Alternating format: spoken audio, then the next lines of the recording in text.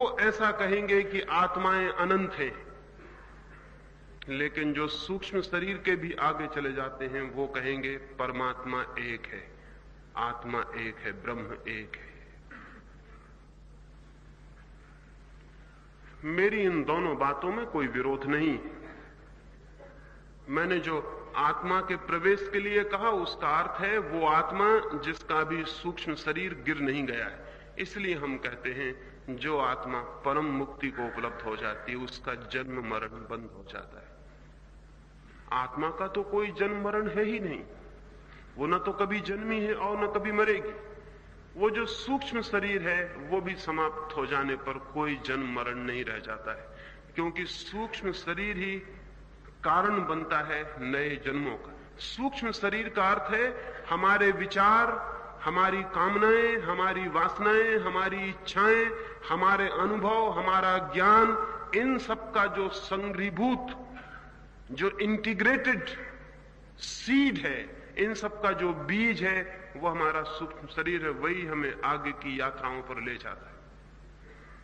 लेकिन जिस मनुष्य के सारे विचार नष्ट हो गए, जिस मनुष्य की सारी वासनाएं क्षीण हो गईं, जिस मनुष्य की सारी इच्छाएं विलीन हो गईं, जिसके भीतर अब कोई भी इच्छा शेष ना रही,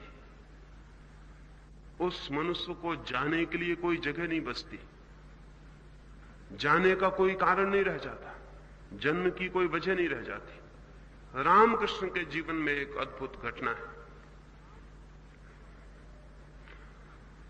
रामकृष्ण को जो लोग बहुत निकट से जानते थे उन सबको ये बात जान के अत्यंत कठिनाई होती थी कि रामकृष्ण जैसा परमहंस, रामकृष्ण जैसा समाधिस्थ व्यक्ति भोजन के संबंध में बहुत लोलुप था।